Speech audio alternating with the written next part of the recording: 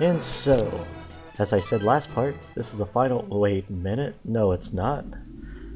Yeah, it kinda went too long. So here we have Macbeth, which is nothing like the Starfox 64 variant because it's, well, underground, and you're not in the Landmaster.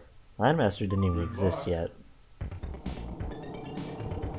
So in this stage you want to stay careful, like the other stages, duh. There's a lot to avoid, duh.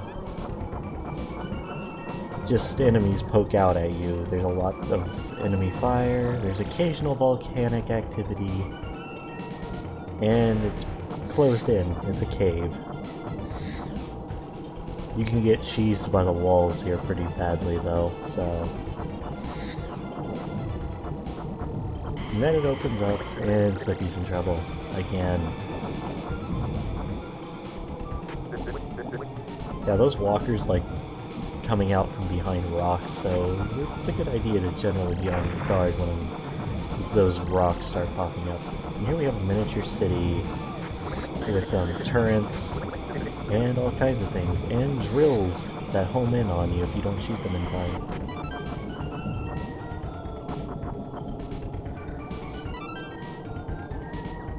Overall, this stage is kind of dull. I mean, there's a lot going on, but it's much of what we've been doing. It's like, it's closed in, you're kind of going fast, but just keep going. Oh, Twin Blaster right there. That might be helpful for you to know. This part, though, just keep an eye on where all the volcanic stuff is, and you can avoid it.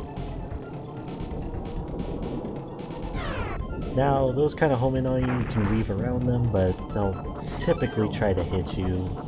For some reason, you know, the volcanoes are sentient and wish to have Fox dead. They're totally under Andross's mind control, guys. Totally. But the shield is worth getting because there's a checkpoint right up here, so you can just repair all the damage.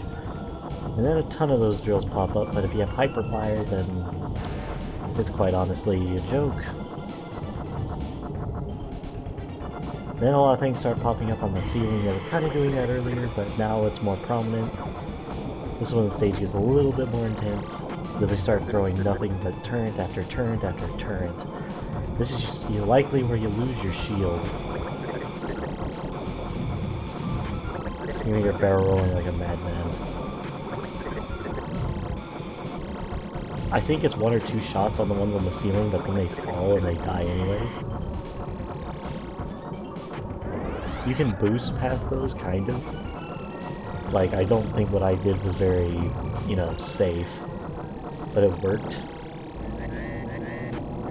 Oh boy, this boss. This boss, you either kill him really quick or he completely destroys you. There is almost no in between. The first part's easy. All you have to do is take out these protruding platforms. And then he opens up a bit. Now, you want to brake here so he doesn't ram right into you. Although I'm not sure if he can. See that power core there? You want to shoot that. But there's also 4 supporting orbs that also block your shots. And he's firing like a madman at you. And these orbs do tons of damage. And they bounce you against the floor. So, yeah, if you let them hit you, you're going to die really fast. Like I almost did. If you be more careful and figure out where the orbs are going to try to go, you can take them out. So, all in all, not that bad. It's kind of glass cannon on glass cannon combat there. But with that, Macbeth is done. I find Fortuna more difficult, personally. Although, I think this boss is way harder than Fortuna's. So maybe they should have done Fortuna with this boss. And vice versa, and then put Macbeth first. That's just me thinking. No flawed design or anything, it's just in terms of difficulty curve. Oh, and once again, the assault on Venom. This can be basically Area 6 now, because I think Area 6 is most based off of this version of this level. Your fate is to destroy Andross. Good luck. You have my support. Now early on in this stage, you might want to stay cockpit mode. And against the boss, you might want to do cockpit mode because I've heard it's easier to hit the boss when you're in this mode. But we'll get to that when we get to that. This stage just really wants to shoot stuff at you. Really wants to shoot stuff at you. And you're going to have to deal with that. And that was also to show partly what cockpit mode is like, because I realized I hadn't done so. I'm not a big fan of it, but other people really are. So it's basically the other two Venom, like, space attacks, except it's a lot more intense again, and it's a different boss. There's really not that much to say about this stage either, except for the fact that, you know, trust your instincts, keep on guard, all that, yada yada yada. And Slippy got in trouble again? Question mark?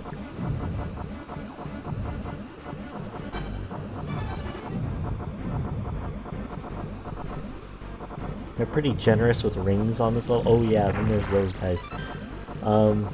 Yeah, there's occasional missile clusters like that. They'll just pop in and be like, oh, hi Fox. And be like, oh, hi guys. And they're very generous. And Peppy is in trouble this time. Okay. And then the invisible fighters come in, try to hound you again. This is a really fun level. It's just, there's not much to talk about. Like, I can't say what I've, like, bleh. It's like, oh yeah, we've done space battles. You shoot stuff, and you barrel roll, and, oh yeah, you do want to barrel roll a lot in this stage, just saying.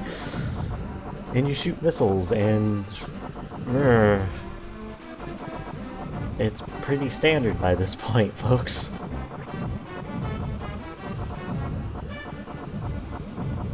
Those missile clusters are new. They're not that hard to avoid though, because as you saw, they don't really home in on you that much. These guys kind of like shooting around. Oh, and these guys are back. I think this is one of the only times they appear on Route 3 at all, actually. Shield your attacks, be annoying. I think we're closing in on the boss here, though.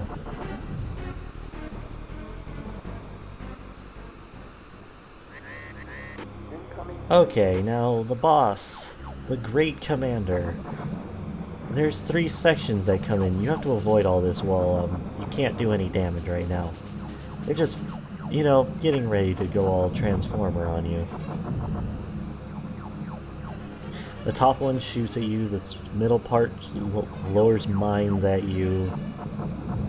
The bottom part doesn't really do anything except spin like a ballerina. And then they form to make the Great Commander battleship. Battle cruiser operational.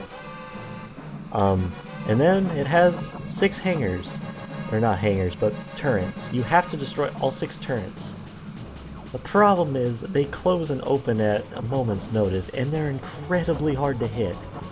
I swear, like, I will aim at them and they will not blow up whatsoever.